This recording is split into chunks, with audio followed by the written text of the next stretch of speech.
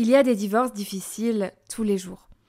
Des divorces qui se terminent dans les larmes, les coups bas, les coups tout court, voire même le sang. Mais je peux vous assurer que vous n'avez jamais entendu parler d'un divorce pire que celui de Danielle Markel. Je vais vous raconter son histoire. Mais avant, je remercie Proton qui sponsorise cette vidéo. Si vous êtes abonné à ma chaîne, vous connaissez déjà Proton puisque ce n'est pas la première fois que je vous en parle. Ce que j'adore tout particulièrement avec ce VPN, c'est déjà qu'il est développé par nos amis les Suisses. Et en plus, contrairement à la plupart des produits dont on vous parle sur les réseaux, vous pouvez en bénéficier gratuitement. En effet, Proton considère que la confidentialité devrait être accessible à tous, donc la version basique de leurs outils est 100% gratuite. C'est admirable de leur part puisque ça permet notamment aux personnes qui vivent dans des pays malheureusement en proie à une dictature d'avoir accès à l'information et de pouvoir naviguer librement sur Internet. Personnellement, j'utilise leur VPN ainsi que leur mail et pour ce qui est du VPN, je le recommande pour sa vitesse et pour son efficacité. On peut se connecter n'importe où sans craindre pour sa sécurité puisque notre adresse IP est cachée. Et pour ce qui est du mail, ce que je trouve hyper pratique, c'est qu'on peut transférer nos emails depuis Gmail vers Proton Mail, c'est top et comme ça, nos emails sont cryptés, personne d'autre que nous ne peut les lire. Les versions gratuites de ces outils suffisent largement pour un usage basique et sachez que quand j'ai fait ma première sponsor avec Proton, j'ai eu plein de retours de mes abonnés qui me disaient qu'ils utilisaient déjà les produits Proton et qu'ils sont hyper satisfaits. Donc n'hésitez pas à les tester vous aussi en cliquant sur les liens que je vous mets en description et en commentaire épinglé. Bonjour à tous, j'espère que vous allez bien en cette semaine de Halloween. Aujourd'hui, je ne vais pas vous parler de sorcières ni de fantômes, mais d'un autre type de monstre. Mais avant d'entrer dans les détails terrifiants de l'histoire, laissez-moi vous présenter les protagonistes. Danielle Markel est canadien, il est né à Montréal en 1972 et il a grandi à Toronto. Il est de confession juive et la religion fait partie intégrante de sa vie puisqu'il est pratiquant et qu'il tient au maximum à respecter les règles établies par cette religion dans laquelle il a été élevé. Daniel est gentil et aimant, mais le qualificatif qui revient le plus quand ses proches parlent de lui, c'est brillant, intelligent. Puisque Daniel, à l'âge adulte, devient quelqu'un de très important avec des connaissances pointues dans le domaine du droit. Il n'a que 17 ans quand il quitte son Canada natal pour se rendre aux États-Unis et rejoindre la célèbre université Harvard, où il étudie la politique et la philosophie. Une fois son diplôme en poche, il passe quelques mois dans une université hébraïque de Jérusalem. Il revient finalement aux États-Unis, à Harvard, où il passe son master en théorie politique, puis son doctorat en droit. Un sacré CV donc, et ce n'est pas fini puisqu'une fois qu'il a terminé ses études, Daniel devient greffier pendant quelques temps avant d'être professeur de droit dans une université et il est également appelé à participer à des conférences un peu partout dans les États-Unis grâce à ses connaissances et à ses compétences. Il écrit également des articles pour de nombreux médias très connus comme le New York Times et il a écrit des ouvrages sur les thèmes qui l'intéressent le plus. Notamment le droit du sport, mais également la justice criminelle et les liens familiaux, ce qui est assez ironique quand on connaît son histoire. Mais Daniel est surtout connu pour lutter pour une justice moins punitive. Il est notamment opposé à la peine de mort. En 2003, Daniel travaille à Washington DC quand il tombe fou amoureux d'une étudiante en droit qui a 7 ans de moins que lui et qui s'appelle Wendy Adelson. 3 ans après leur rencontre, ils se marient, puis ils s'installent tous les deux dans une grande maison dans le nord de la Floride, à Tallahassee plus précisément, une maison qui se situe idéalement dans un quartier bourgeois très tranquille et ils ont choisi cette localisation spécifiquement pour pouvoir offrir le meilleur cadre de vie possible à leurs futurs enfants. Ils en ont finalement deux petits garçons qui font le bonheur de leurs parents. Daniel est un père remarquable. Un père qui est dingue de ses enfants. Il s'en occupe tout le temps, il fait plein d'activités avec eux. Et dans son bureau, alors que ses collègues recouvrent les murs de leurs diplômes et autres récompenses, lui a recouvert la porte et les murs du sol au plafond de dessins de ses garçons. C'est simple, Daniel ne fait que 2 choses de sa vie. Travailler et s'occuper de ses enfants. Mais en 2013, après des années de mariage que Daniel pensait idylliques, Wendy lâche une bombe. Elle veut divorcer. L'annonce est tellement inattendue pour Daniel qu'il la compare à Pearl Harbor. Mais en réalité, ça fait déjà un moment que Wendy pense à quitter son mari. Il y a des différences entre eux qui, au fil du temps, sont devenues insupportables. Et l'une d'entre elles, alors c'est pas le point le plus important qui les poussait à divorcer, mais c'est un point qui va revenir beaucoup dans cette vidéo, c'est pour ça que je vous en parle. Donc un des problèmes qu'ils rencontrent, c'est leur différence concernant la religion. En effet, je vous l'ai dit, Daniel est pratiquant, c'est quelqu'un qui tient absolument à respecter toutes les règles de la religion juive, là où Wendy est beaucoup plus, on va dire, sobre dans sa pratique de la religion. Elle ne respecte pas forcément tout. Par exemple, Daniel mange cachère alors que Wendy, ça ne l'intéresse pas forcément de manger cachère. Et puis ça concerne aussi leurs enfants, puisque Daniel tient absolument à ce que ses fils fassent leurs études dans une école hébraïque, là où Wendy s'en fiche un peu. L'amour de Wendy pour Daniel s'est envolé. Elle le quitte. Et c'est le début des problèmes. Le divorce de Daniel et Wendy devient une affaire de famille. À la base, ils s'étaient accordés pour un divorce à l'amiable et ils comptaient faire surtout ce qu'il y avait de mieux pour leurs enfants, mais c'était sans compter sur l'intervention des proches de Wendy, qui voient le divorce comme une guerre qu'il faut absolument remporter. S'il y a bien une chose que j'ai découverte en devenant maman, c'est la folie dont peuvent faire preuve certaines grand-mères. Bon, les proches en général, mais les grands-mères, c'est quand même bien particulier. J'ai entendu des histoires à faire froid dans le dos. Des histoires de grand-mères, pour vous donner quelques exemples, qui pleurent quand elles n'ont pas vu leurs petits-enfants depuis 2 jours, qui font du chantage à leurs enfants et qui vont même jusqu'à les menacer de les envoyer au tribunal pour demander un droit de garde. Tout ça parce qu'elles n'ont pas vu leurs petits-enfants pendant un week-end ou 2. On a des grands-mères qui sont jalouses de la nouvelle maternité de leur fille ou de leur belle-fille, qui demandent à ce que leurs petits-enfants les appellent maman. Et je crois que les pires histoires que j'ai entendues, ce sont les grands-mères qui vont jusqu'à fourrer leur sein dans la bouche du bébé parce qu'elles sont jalouses de l'allaitement. Mais s'il y a bien une chose qui est sûre, c'est qu'il n'y a aucune de ces grands-mères qui est pire que Donna Adelson, la maman de Wendy. Mais je vais vous la présenter. Alors Donna Adelson est mariée avec Harvey Adelson, un dentiste qui a son propre cabinet dentaire et qui gagne très bien sa vie puisqu'il est millionnaire. Ils vivent tous les deux dans une grande maison en banlieue de Miami et cette excellente situation financière a permis à Donna d'être maman au foyer, de s'occuper de ses 3 enfants, mais elle n'aime pas le terme mère au foyer, elle lui préfère coordinatrice domestique. Ça en dit long sur le genre de personne qu'elle est. Effectivement, c'est elle qui gère, c'est elle qui contrôle tout dans le foyer.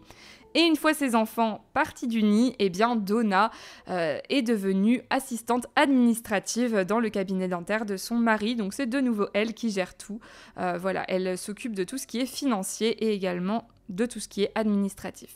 Son fils cadet, Charlie, est également dentiste, chirurgien dentiste même plus particulièrement, et il travaille dans le même cabinet que son père.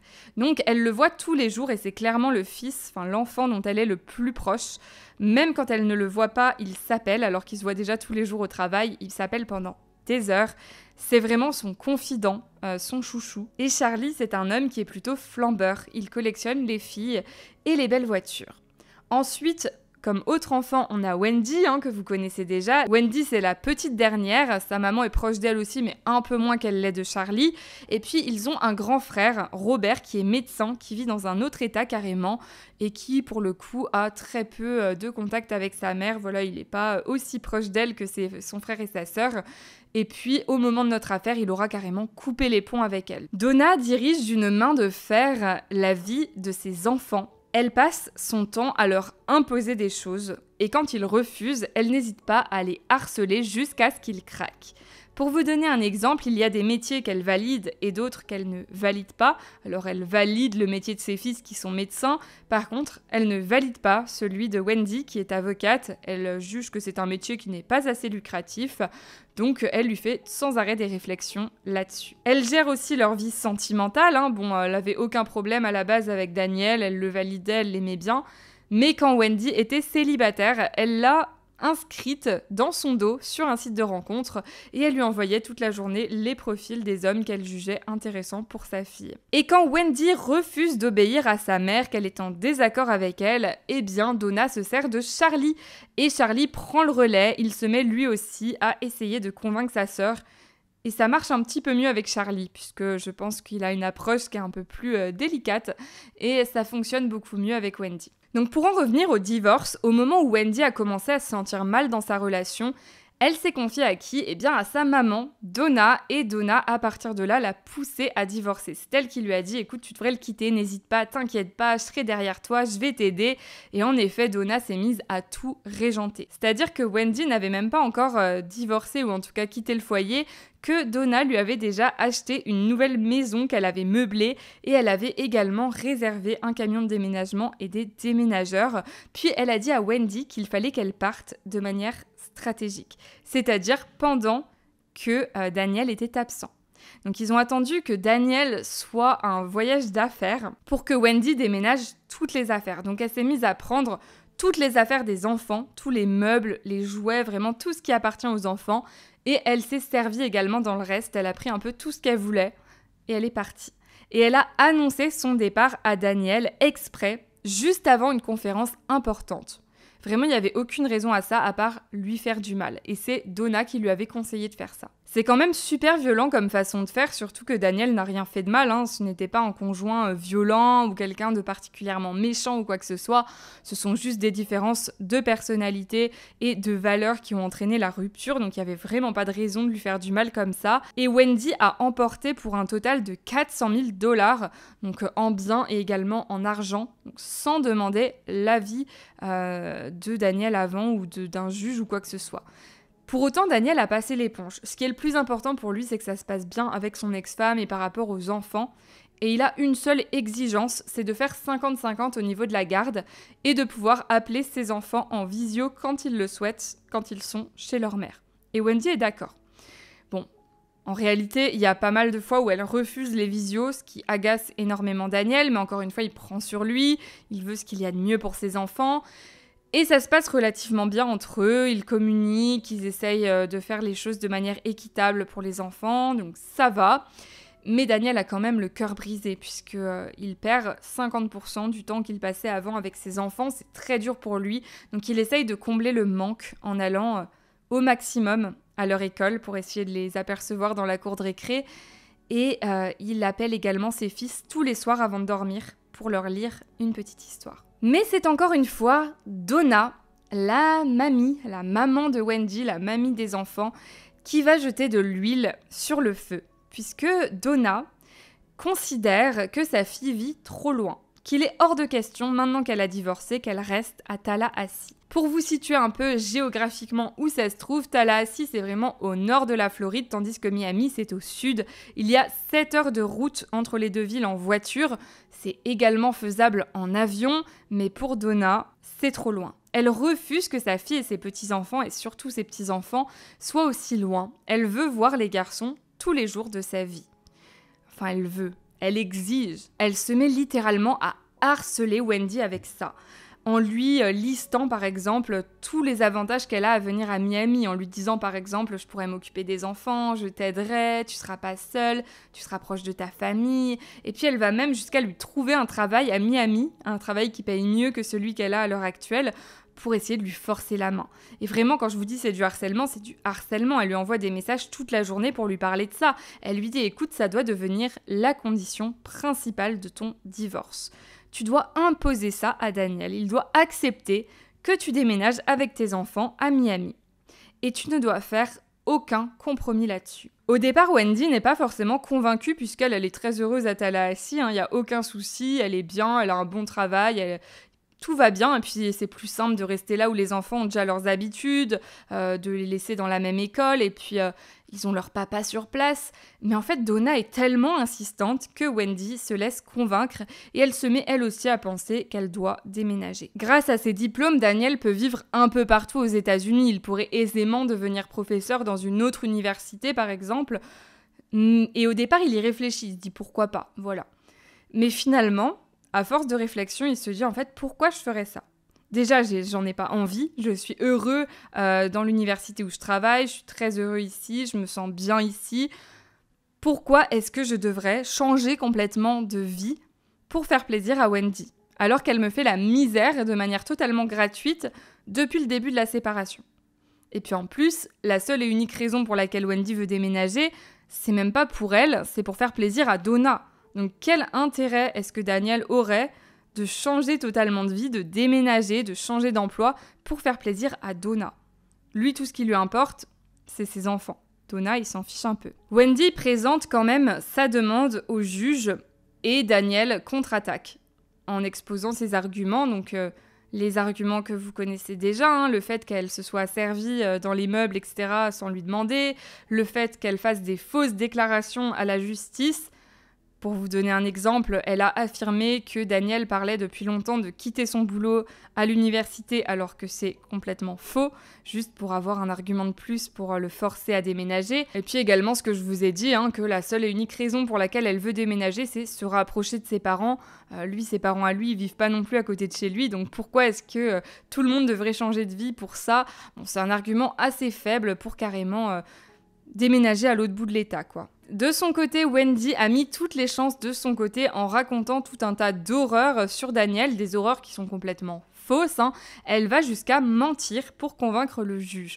Donc elle dit qu'elle pense que Daniel a une maladie mentale très grave et elle exige qu'il voie un psychiatre. Je précise que tout ça est faux. Elle dit que cette maladie mentale peut le rendre violent et qu'elle a peur qu'il s'en prenne aux enfants. Elle dit également qu'il a des vertiges très fréquents, qui l'empêche de s'occuper correctement de ses enfants, puisque dans ces moments-là, il doit s'asseoir. Et elle dit également que c'est un fanatique religieux, qu'il est extrémiste et qu'il impose sa religion aux enfants, ce qui est très malsain et dangereux pour eux. Wendy a donc demandé au juge, en plus d'accepter son déménagement à Miami, de retirer la garde des enfants à Daniel, qu'elle puisse les avoir 100% du temps. Tandis que Daniel, lui, a dit que, vu l'attitude de son ex-femme, il aurait aimé avoir la main mise sur toutes les décisions importantes concernant les enfants, notamment concernant leur éducation et leur santé. Finalement, le juge laisse la garde à 50-50, il laisse les choses comme elles sont, et il déclare même qu'à l'avenir, Wendy aura interdiction de refaire une telle demande. Il explique que pour qu'il accepte cette demande, il aurait fallu qu'il y ait quelque chose de très grave comme des violences physiques. Ce n'est absolument pas le cas ici, donc pourquoi choisirait-il de séparer des enfants de leur père alors que c'est un père aimant qui s'occupe parfaitement bien de ses enfants ? Bon, en soi, après cette décision, Wendy est un peu dégoûtée parce qu'elle a l'impression qu'on la prive de sa liberté puisqu'au final, on lui dit qu'elle va devoir passer le restant de ses jours à Tallahassee tout simplement parce que son ex s'y trouve. C'est quand même un peu relou. Mais bon, voilà, c'est pas un drame pour elle. Elle est heureuse à Tallahassee, tout va bien. C'est vraiment en plus sa mère qui voulait qu'elle déménage. Et puis de toute manière, la justice a tranché. Elle pourra plus jamais demander son déménagement. Donc elle est bien obligée de faire avec. Mais Donna, elle, est folle de rage. Elle se met carrément à haïr Daniel de tout son être. Ça devient une obsession. Elle ne parle que de ça, nuit et jour. Elle refuse que ses petits-enfants vivent loin d'elle. C'est hors de question. Et au départ, elle essaye un peu de soudoyer Daniel en lui disant « Allez, accepte, si tu veux, je peux te payer tes billets d'avion à chaque fois que tu viendras rendre visite aux enfants. » Daniel, c'est pas quelqu'un qui a des difficultés financières, donc ça ne le convainc pas vraiment. Et elle hésite même à lui proposer la somme de $1 million pour le convaincre. Là encore, ça n'aurait probablement pas marché. C'est même sûr et certain que ça n'aurait pas marché. Mais du coup, elle change de plan. Elle se dit « Ok, on va mettre en place des choses pour pourrir la vie de Daniel. On va le rendre malheureux. Je rappelle que la seule chose que Daniel a faite, c'est de refuser que ses enfants partent vivre à 7 heures de route de chez lui, tout simplement pour faire plaisir à Donna. Donna qui le déteste et qui a décidé de lui pourrir la vie. Et même Wendy n'avait pas spécialement envie de partir. Donc, il n'y a vraiment aucune raison de haïr cet homme, c'est quand même normal qu'il ne veuille pas se séparer de ses enfants. Mais Donna n'accepte pas que les choses n'aillent pas dans son sens. C'est dans sa personnalité. À chaque fois qu'elle voit les enfants de Wendy et Daniel, elle essaye de les monter contre leur père. C'est vraiment horrible. Et Daniel le remarque assez rapidement, puisqu'une fois, complètement sorti de son contexte, il est en train de passer un moment normal avec son fils de 3 ans, quand celui-ci lui dit « Papa, mamie, elle dit que t'es stupide !» Alors il lui dit « Ah bon, mais comment ça, pourquoi elle dit ça ?» Et son fils lui répond « Parce que tu essayes de l'éloigner de ses petits rayons de soleil. » Évidemment, les petits rayons de soleil de mamie, ce sont ses petits-enfants. Je pense que quand on aime réellement ses petits-enfants, on n'essaye pas de les manipuler et de leur monter la tête contre leur père. Mais bon, c'est Donna, faut pas chercher à comprendre. Elle envoie également à Wendy une liste de choses qu'elle doit faire pour rendre Daniel complètement fou de rage. Elle veut le faire craquer. Elle veut le détruire. Et elle vise principalement la religion, puisque je vous rappelle que c'est la chose la plus importante pour Daniel. Il tient absolument à ce que ses enfants soient élevés dans la religion juive et à ce qu'ils suivent cette religion selon ses principes à lui, puisque Wendy, elle est un peu plus laxiste et ça l'inquiète. Je vous donne donc des exemples de ce que Donna a demandé à sa fille de faire. Elle lui a demandé d'habiller ses fils de manière assez classe, puis de les prendre en photo devant une église et de mettre cette photo en photo de profil sur Facebook, pour être bien sûr que Daniel la voit. Elle lui a également dit de faire baptiser les enfants, et elle s'est même sérieusement renseignée là-dessus. Elle a même envoyé des messages à Wendy pour lui dire « Ah, j'ai trouvé un créneau, on peut les faire baptiser tel jour à telle heure ». Et elle en a même parlé sur Facebook en public, là encore dans l'espoir que Daniel voie le message. Et elle va même encore plus loin puisqu'elle propose à Wendy de déguiser les enfants en officiers.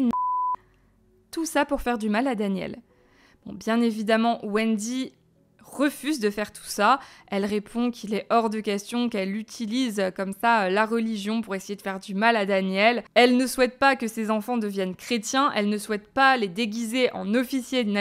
Mais Donna n'en reste pas là, elle continue à harceler sa fille à ce sujet et à cracher sa haine envers Daniel. C'est simple, elle ne l'appelle plus Daniel, elle utilise des mots très vulgaires, très insultants ou des surnoms un peu moqueurs pour le traiter comme s'il était complètement stupide. Elle parle vraiment de lui de manière hyper condescendante, comme si Daniel n'était qu'un moins que rien. Elle se lance également dans un gros chantage affectif, donc envers Wendy mais également Charlie, puisqu'elle leur dit que la situation l'angoisse, qu'elle en est littéralement malade, qu'elle ne mange plus, qu'elle ne dort plus, et que le fait de devoir faire des allers-retours entre Miami et Tallahassee pour voir ses petits-enfants est quelque chose de très compliqué pour elle, puisque ça la fatigue énormément, et qu'en plus de ça, à chaque fois, elle doit fermer le cabinet dentaire, donc ça représente des pertes financières importantes. Et tout ça, c'est de la faute de Daniel.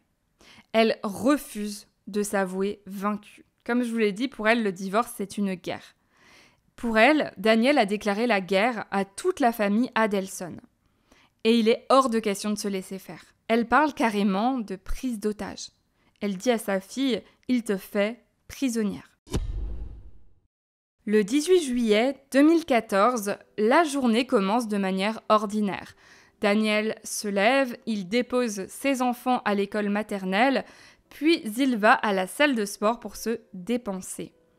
Mais il ne remarque pas que depuis qu'il a quitté sa maison, une voiture le suit. Cette voiture le suit jusqu'à l'école maternelle, jusqu'à la salle de sport. Cette voiture attend sur le parking qui quitte la salle de sport et cette voiture le suit jusqu'à chez lui. Daniel rentre la voiture dans le garage et il n'a même pas encore éteint le moteur quand un homme apparaît à la fenêtre côté passager. Cet homme pointe un pistolet en sa direction.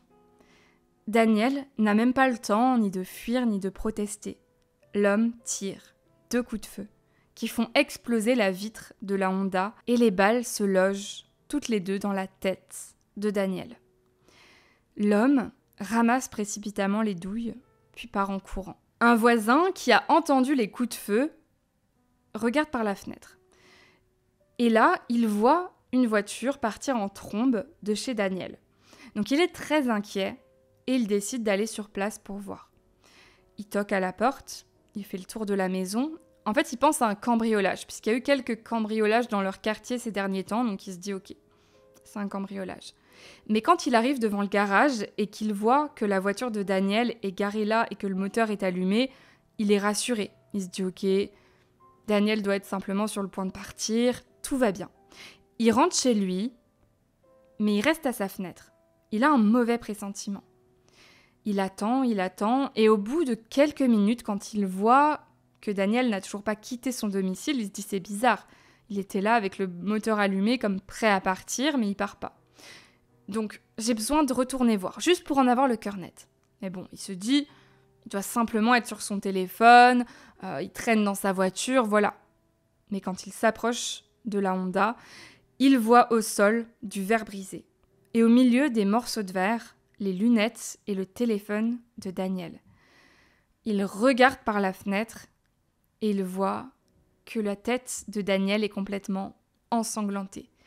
Et elle bouge légèrement de gauche à droite. Donc il comprend que Daniel est encore conscient, en tout cas il est encore vivant.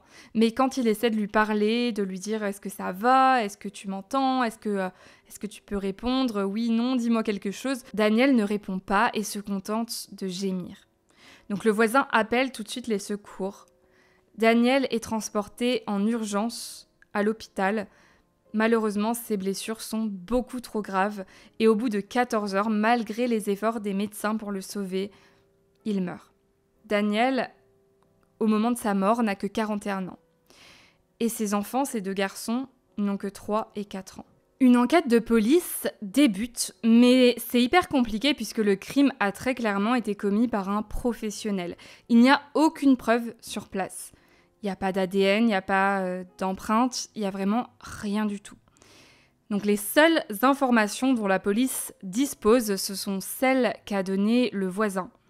C'est-à-dire qu'il a vu une Prius de couleur claire quitter précipitamment les lieux. Heureusement que le voisin a un très bon sens de l'observation, une bonne intuition et qu'il connaît très bien les modèles de voitures. Et la police constate qu'effectivement, en regardant les caméras de surveillance de la ville, des endroits où Daniel s'est rendu ce matin-là, il y avait bien une Prius argentée, grise, qui le suivait. Donc, il voit bien cette voiture, malheureusement, impossible de lire la plaque d'immatriculation sur les images. Ça va donc prendre pas mal de temps de réussir à identifier le propriétaire.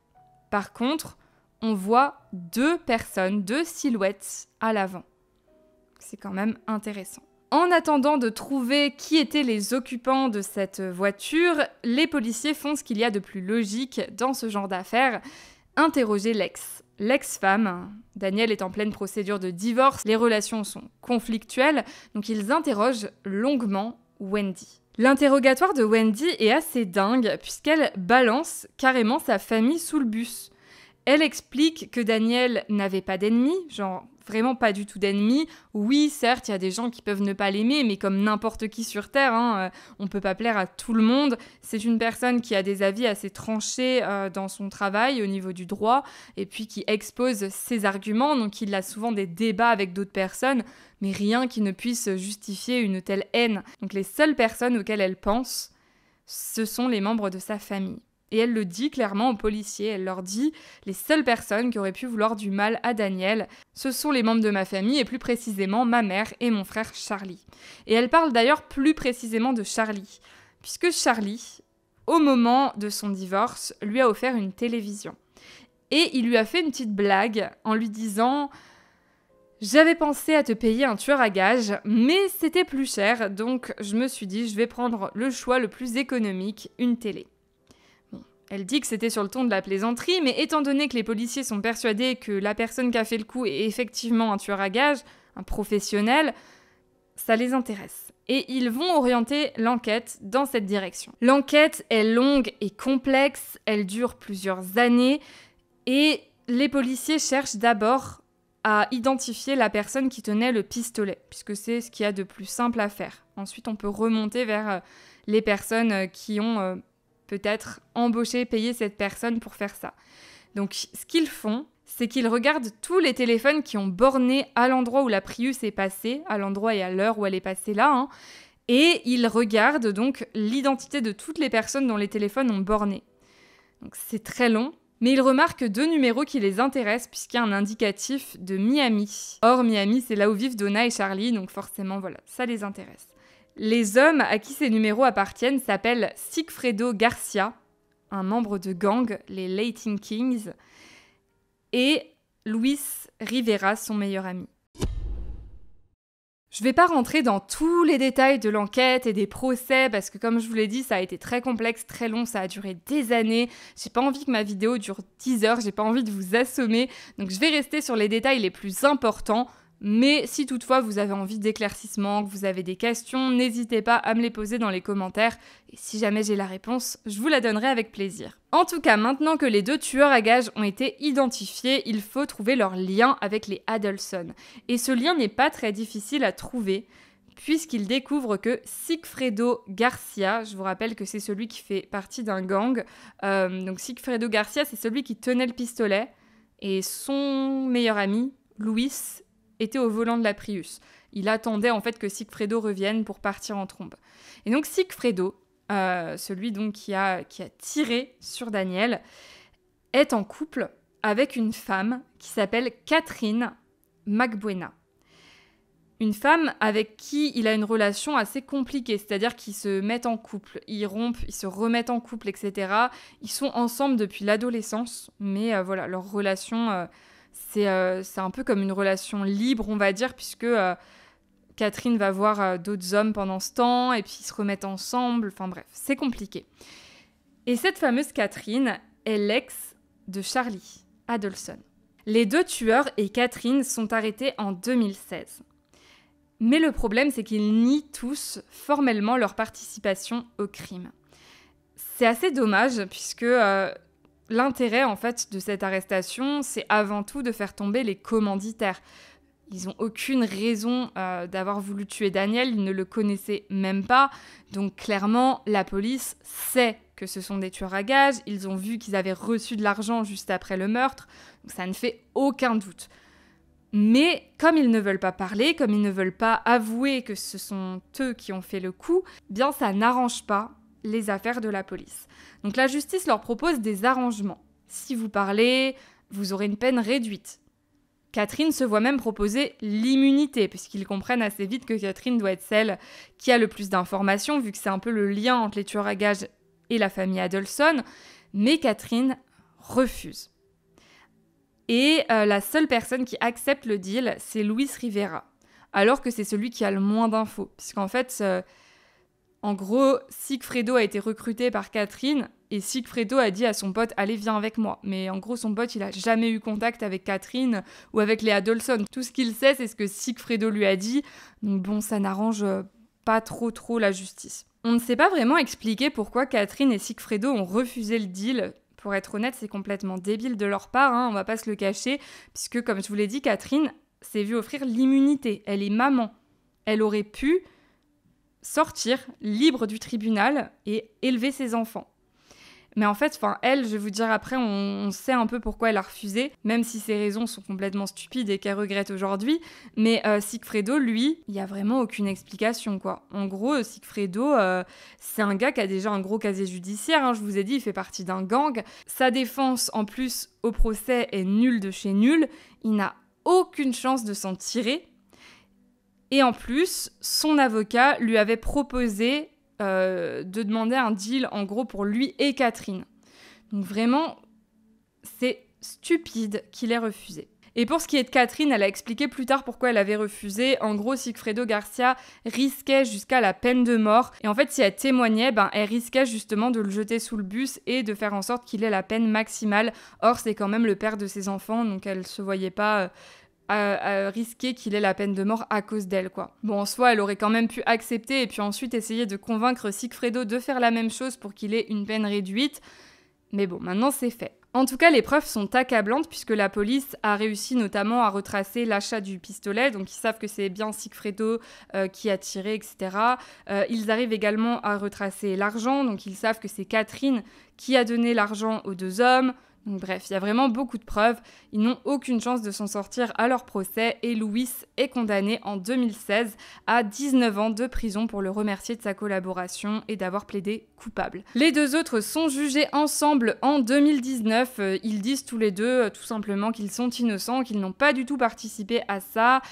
Et Sigfredo dit qu'il était bien à Tallahassee mais pour d'autres affaires, sauf qu'il ne dit rien concernant ses affaires, il n'explique pas pour quelles raisons il était là, il n'apporte pas de preuves ni quoi que ce soit, donc forcément ça ne convainc personne. Il prend donc une peine de prison à vie pour le meurtre.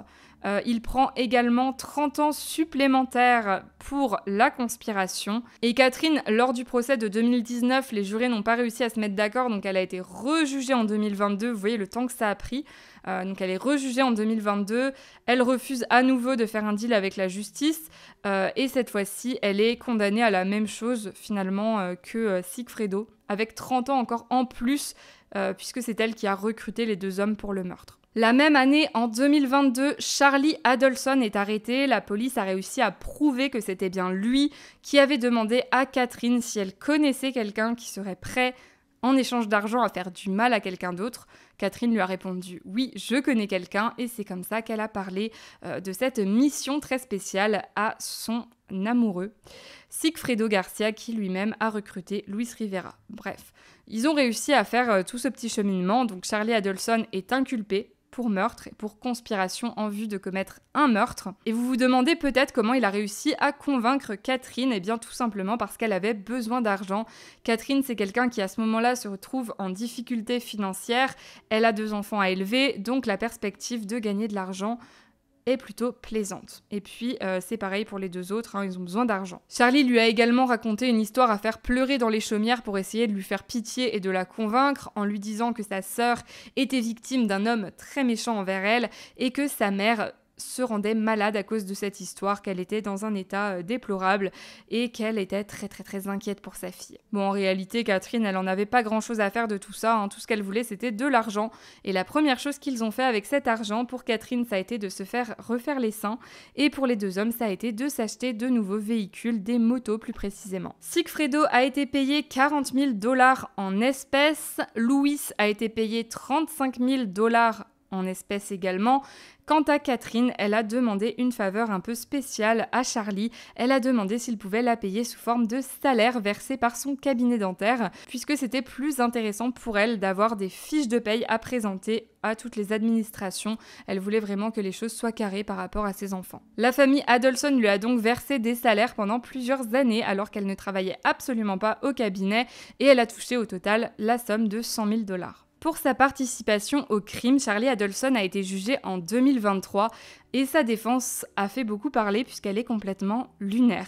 Il explique que Catherine, qui est donc son ex-petite amie, l'a entendu parler du fait qu'il hésitaient à donner $1 million à Daniel pour le convaincre d'accepter le déménagement de son ex-femme à Miami. Elle s'est dit « Ah, cette famille a de l'argent à donner, c'est super !» Donc elle a parlé de cet argent à Sigfredo et Louis, qui ont décidé de tuer Daniel sans qu'on leur ait rien demandé. Et ensuite, ils ont fait chanter Charlie en lui disant que s'il ne leur versait pas une grosse somme d'argent, eh bien lui aussi se ferait assassiner. Son histoire totalement tirée par les cheveux ne convainc absolument pas les jurés. Charlie est déclaré coupable et condamné à une peine de prison à vie incompressible. Mais Charlie n'avait aucune raison de vouloir la mort de son beau-frère. Ce qui intéresse Charlie, c'est simplement de coucher avec un maximum de jolies filles et de faire du jet ski. Il n'en a rien à faire de ce que sa sœur fait de sa vie. Alors oui, si elle venait vivre à Miami avec ses enfants, ce serait plutôt cool. Mais bon, si elle reste à Tallahassee, ça lui va aussi. Il s'en fiche un peu. La seule personne que ça intéresse et qui avait des raisons de détester Daniel, eh bien, c'est sa mère, Donna. En 2023, les policiers ont assez d'éléments pour arrêter Donna. Et ça tombe bien puisque madame avait prévu de fuir, d'échapper à la justice, de partir en cavale. En effet, Donna a senti un peu le vent tourner avec la condamnation de son fils chéri qu'elle appelle 5 heures par jour en prison et elle a décidé qu'il était hors de question qu'elle soit la suivante. Un jour, elle appelle son fils en prison, elle pense avoir raccroché, mais en fait elle n'a pas raccroché. Donc l'appel continue à être enregistré et on entend Donna se confier à quelqu'un, on ne sait pas qui, et elle raconte à ce quelqu'un qu'elle est en train de faire des recherches pour trouver un pays dans lequel elle pourrait s'installer, un pays de préférence qui n'extrade pas les criminels. Le 13 novembre 2023, alors qu'elle se trouve à l'aéroport, sur le point de prendre l'avion avec son mari Harvey, elle est arrêtée par la police. Dans sa main, un billet aller simple, direction le Vietnam, et un visa qu'elle a fait établir d'urgence.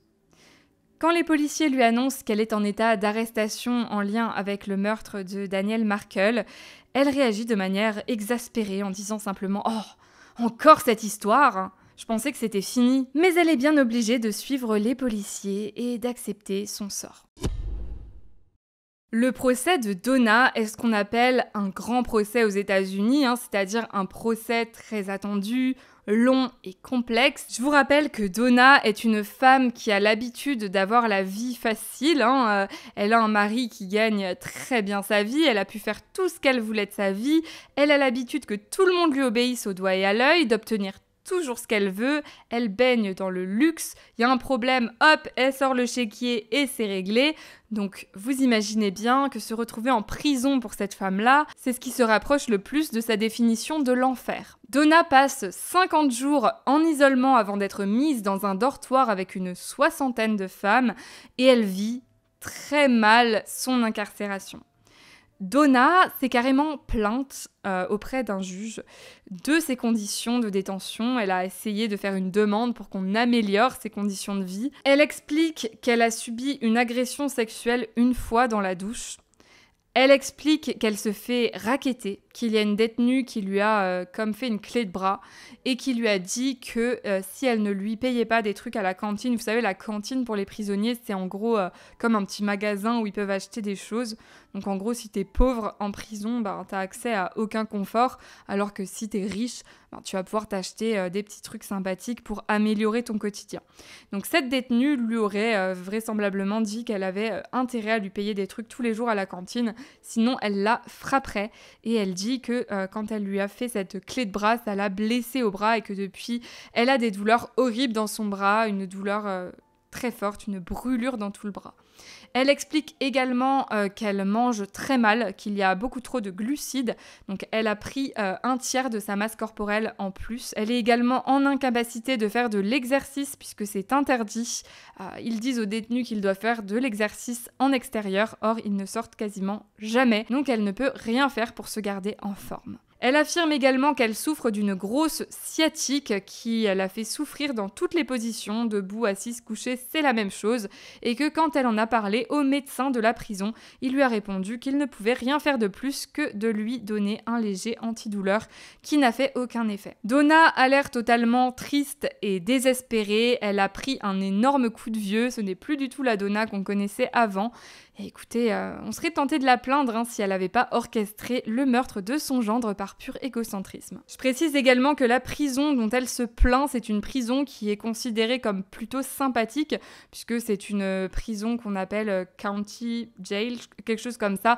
En tout cas, une prison qui accueille les prisonniers avant qu'ils aient été condamnés. Donc, c'est des personnes qui sont pas considérée comme super dangereuse ou quoi que ce soit. Si toutefois elle se retrouve condamnée pour meurtre et qu'elle prend une lourde peine, elle va aller dans une prison beaucoup plus stricte et elle n'aura pas fini de pleurer. Le procès de Donna débute en août 2025 et sans surprise, Donna plaide non coupable. Son avocate met surtout l'accent sur la personnalité de Donna qu'elle présente comme une femme altruiste et gentille. Elle dit que tout ce qui a été dit au sujet de Donna est faux, que c'est quelqu'un qui ne se fait jamais plaisir puisque tout ce qui compte pour elle, c'est de faire le bien autour d'elle et surtout de faire plaisir à ses proches. Elle dit qu'elle aurait été complètement incapable de faire du mal à Daniel qui était une personne si merveilleuse et elle choque d'ailleurs tout le monde en commençant son plaidoyer par une longue tirade sur Daniel dont elle vante toutes les qualités et elle déclare qu'elle l'appellera Dani tout au long du procès puisque c'est le surnom que lui donnaient ses proches. Elle dit que c'est pour un souci de compréhension pour qu'on sache bien de qui elle parle, mais bon, ça a choqué tout le monde que ce soit l'avocate de Donna qui décide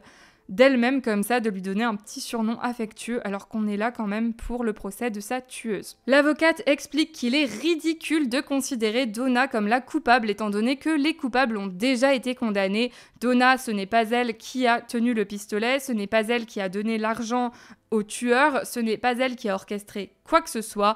Donna, tout ce qu'elle a fait, c'est essayer d'aider sa fille dans son divorce. Alors oui, elle a eu des mots durs envers Daniel, mais la plupart des divorces se passent mal. Il n'y a rien de choquant à ce que quelqu'un soit énervé et tienne des propos difficiles au cours d'un divorce.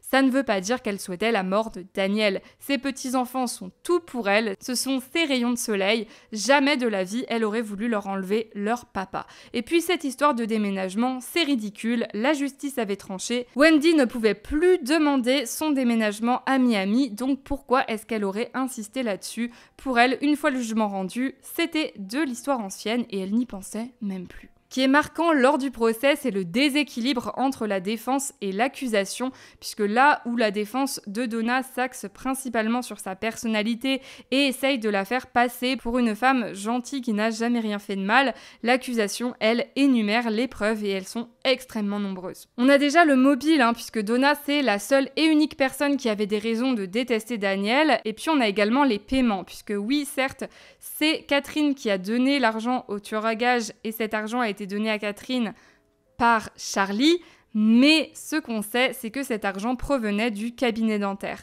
Or, qui gère l'argent au sein du cabinet dentaire? Eh bien, c'est Donna. Et ce fameux cabinet dentaire a beaucoup d'argent en liquide, puisqu'il propose aux clients de leur faire une ristourne quand ils payent en espèces. Donc Donna récupère tous les billets qui lui sont donnés par les clients, elle les met en liasse un peu particulière avec une agrafe et elle les range ensuite dans un coffre-fort. Or, le même type de liasse avec l'agrafe a été donné au tueur à gages. C'est impossible que quelqu'un se serve dans le coffre-fort sans que Donna soit au courant. D'ailleurs, un des témoignages les plus importants au cours du procès, c'est celui de Catherine qui, des années après, a décidé enfin d'être honnête, de dire la vérité et d'avouer sa participation. Elle explique qu'effectivement, elle a reçu de l'argent de la part de Charlie, mais que Charlie lui-même lui a dit que c'était sa mère qui avait préparé le sac. Elle a rangé le sac contenant les billets dans un placard de sa maison et un peu plus tard, alors qu'elle est allée l'ouvrir, elle a constaté que les billets étaient trempés et moisis. Donc forcément, elle en a parlé à Charlie, elle lui a demandé comment ça se faisait et il a répondu en rigolant que c'était sa mère qui avait lavé littéralement les billets pour essayer d'effacer ses empreintes dessus. Catherine explique également que tous les salaires qu'elle a reçus pendant des années, donc salaires fictifs de la part du cabinet dentaire, lui ont été versés sous la forme de chèques signés de la main même de Donna. Et puis Donna a aussi été piégée par la police, ça aussi c'est un élément super important de l'enquête.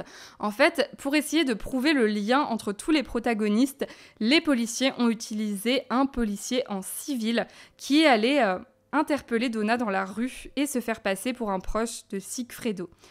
Il fait comprendre à Donna, en lui remettant un document, que Sigfredo a besoin de son aide en prison, en sous-entendant qu'il a besoin d'une aide financière. Donc il fait un peu chanter Donna comme ça. Il lui dit que voilà, c'est pour ce qu'elle sait. Il lui donne pas de détails. Et selon sa réaction, on va savoir donc si elle était au courant de ce meurtre ou pas. Et on voit tout de suite que oui, elle est au courant puisqu'elle n'ouvre même pas le papier que l'homme lui a donné, elle le fourre dans son sac et la première chose qu'elle fait, c'est d'appeler Charlie et de lui dire « Il y a quelqu'un qui est en train de me faire chanter, il y a un problème, il faut qu'on se voit ». Donc elle voit Charlie à ce sujet, ensuite Charlie lui voit Catherine et il la voit au restaurant alors qu'un policier, un autre policier en civil, est installé à la table voisine et enregistre la conversation. Il entend bien que Charlie est en train d'expliquer à Catherine ce que sa mère lui a dit et il demande à Catherine de s'en charger. Il y a un numéro de téléphone qui a été inscrit sur le papier que le policier a donné à Donna, donc il dit à Catherine qu'il va falloir qu'elle se débrouille, qu'elle appelle ce numéro et qu'elle voit. Et Catherine, qu'est-ce qu'elle fait? Eh bien, elle appelle Sigfredo et elle le charge lui-même de la mission. Donc on voit vraiment que l'information commence au niveau de Donna, c'est elle le cerveau des opérations. Elle confie ensuite les choses à Charlie puis c'est Catherine qui prend le relais, et enfin Sigfredo. Mais vous connaissez Donna, elle n'est pas du genre à se laisser faire, donc quand elle a compris que ça allait être chaud pour ses fesses au tribunal, eh bien elle a carrément été payée des amis de Catherine en leur demandant de livrer un faux témoignage pour elle au tribunal. Elle leur a proposé donc de l'argent, mais également des facettes gratuites ou encore un logement en échange de leur témoignage. Donc elle leur a carrément écrit un script en leur demandant de l'apprendre par cœur et de le réciter au tribunal. Bon, ça n'a pas fonctionné, bien évidemment, ça s'est retourné contre elle puisque la justice a découvert le poteau rose avant que ce soit mis en place. Et évidemment, c'est encore une preuve supplémentaire de sa culpabilité, donc ça ne joue absolument pas en sa faveur. Au terme du procès, Donna est déclarée coupable et elle pousse un hurlement dans le tribunal. Donna, à l'âge de 75 ans, écope d'une peine de prison à vie, incompressible en fait, comme quasiment tous les protagonistes de cette affaire, sauf Louis, qui a été le seul qui a collaboré avec la justice. Et celle qui a fait tuer lâchement son gendre, tout simplement parce qu'elle voulait voir ces petits rayons de soleil chaque jour de sa vie, eh bien ne les verra plus jamais et mourra seule dans sa cellule de prison. Les parents de Daniel ont témoigné de l'enfer qu'ils vivent depuis la mort de leur fils. Et le papa de Daniel a déclaré « Chez les Juifs, on souhaite à tout le monde de vivre 120 ans. Eh bien, je souhaite que Donna vive 120 ans, seule dans sa cellule de prison. Et j'ai juste une petite question pour elle. Est-ce que ça en valait vraiment la peine ? Cette énorme affaire criminelle n'est peut-être pas terminée, puisqu'il y a des rumeurs concernant la possible arrestation future de Wendy Adelson. Harvey, le papa, je ne pense pas qu'il puisse être inquiété, puisqu'Harvey n'était pas au courant du plan. Il ne savait pas que sa femme avait pour projet de faire assassiner son gendre. Elle avait peur qu'il lui mette des bâtons dans les roues, qu'il s'oppose à ce plan, donc elle ne lui en a pas parlé. Alors certes, ensuite il a protégé Charlie, enfin en tout cas il s'est rangé du côté de Charlie, et il a tenté de partir en cavale avec sa femme, mais je ne sais pas si c'est quelque chose d'illégal, et je ne sais pas de toute manière si la police a envie vraiment de le poursuivre pour ça. Je ne pense pas. Pour ce qui est de Robert, le fils aîné, pareil, je pense que ce sont les deux personnes de la famille, les deux seuls qui n'auront rien. Robert, c'est sûr et certain que lui, il aura rien, parce qu'il a rien à voir du tout avec cette histoire. Il n'était même plus en contact avec sa mère à ce moment-là. Enfin, quasiment plus. Et ensuite, il a coupé les ponts. Par contre, Wendy, c'est une autre histoire. Au procès de Donna, l'avocate de l'accusation n'a pas du tout été tendre avec Wendy. Pourtant, Wendy était venue témoigner contre sa mère, entre guillemets, même si franchement son témoignage n'était pas non plus accablant, hein. Mais elle est venue témoigner, elle a expliqué qu'elle avait coupé les ponts avec sa mère depuis 2016, mais bon, elle a rien dit de très important, on va dire. Mais en tout cas, voilà, l'avocate n'a pas été tendre avec elle et elle a balancé plein de preuves de l'implication de Wendy pendant le procès. Déjà, il faut savoir que 48 heures après le meurtre de Daniel, Wendy était déjà installée à Miami avec ses enfants. Elle avait déménagé et elle était installée chez sa mère. Donc on peut imaginer que c'était quelque chose qui était déjà prévu, puisque c'est quand même très rapide quand tes enfants sont scolarisés là, que tu as ta maison à cet endroit-là, que tu as ton travail à cet endroit-là. 48 heures, pourquoi un départ aussi soudain ? Bon, c'est quand même très suspect.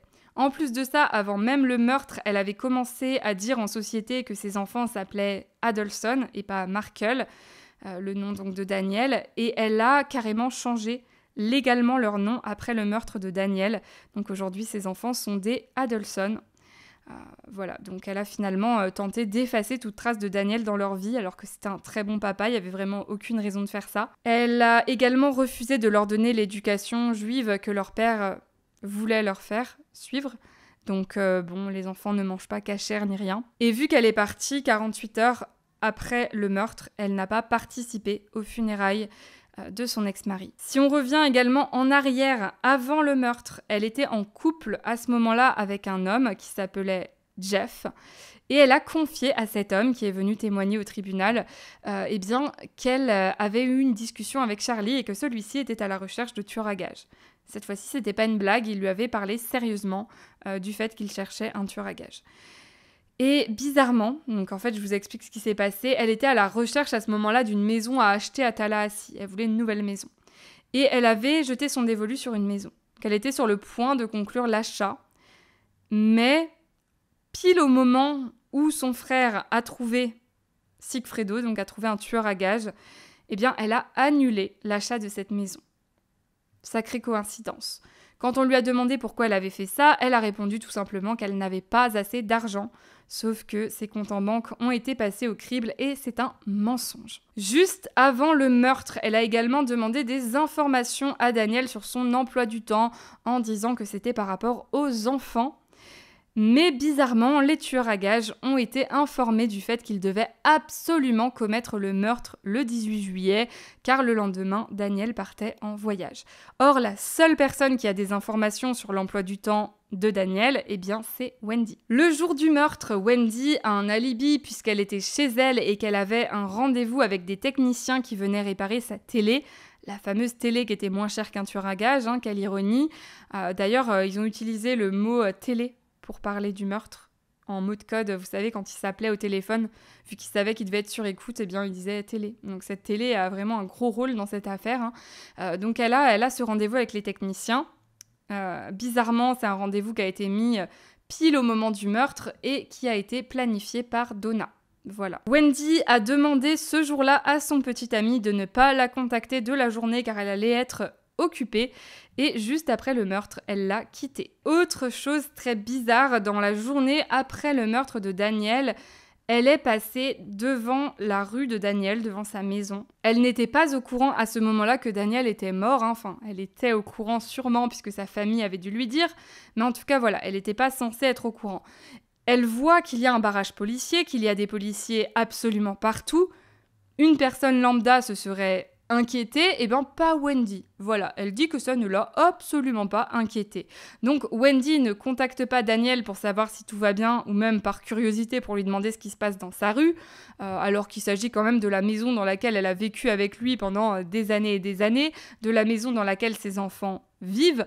Mais non, ça ne l'inquiète pas. Voilà, elle n'a pas non plus appelé l'école de ses enfants pour vérifier s'ils étaient bien là et si tout allait bien.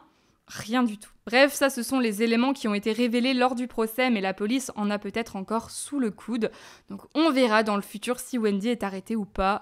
Je vous tiendrai au courant. Pour finir, une grosse pensée pour les enfants de Daniel et Wendy qui se retrouvent mêlés à tout ça, qui se retrouvent au cœur de cette affaire criminelle complètement dingue, contre leur gré. J'imagine qu'ils ont dû être élevés de manière un peu particulière, qu'ils devaient certainement ne pas avoir le droit de faire référence à leur père. Je sais pas, en tout cas, ça doit être très perturbant pour eux. Aujourd'hui, ils sont âgés de 14 et de 15 ans. Ils pourraient bien se retrouver orphelins puisque leur mère pourrait, dans un futur proche, être envoyée en prison et ils sont encore mineurs.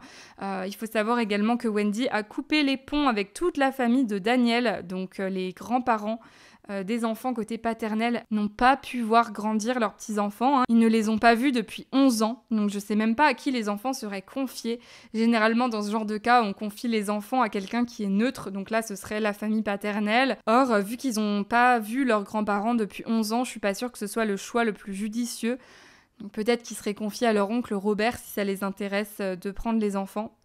Sinon, je ne sais pas. Ce qui est sûr, c'est que Donna a certainement détruit la vie, ou en tout cas l'enfance de ces petits rayons de soleil, puisqu'ils auraient certainement été bien plus heureux à Tallahassee avec leur papa. Sur ce, c'est la fin de cette histoire. Je vous retrouve dans les commentaires. N'hésitez pas à liker et à booster la vidéo si vous l'avez appréciée. Et je vous rappelle qu'avec les liens que je vous ai mis en commentaire épinglé et en description de la vidéo, vous pouvez télécharger Proton Mail et Proton VPN. Deux outils dont les versions classiques sont gratuites et qui vous permettront de naviguer sur Internet en toute sécurité.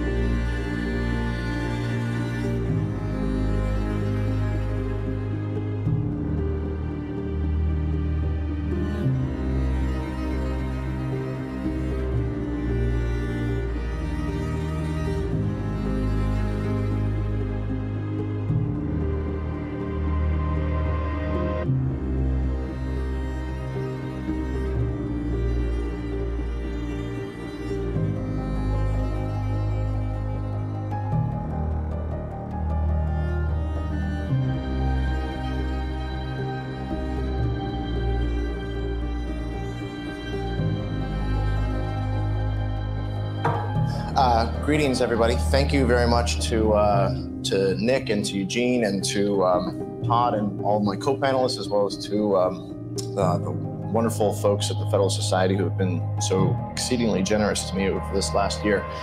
It's an honor to be here and share some thoughts with you about this big project that I've been working on this last year. It's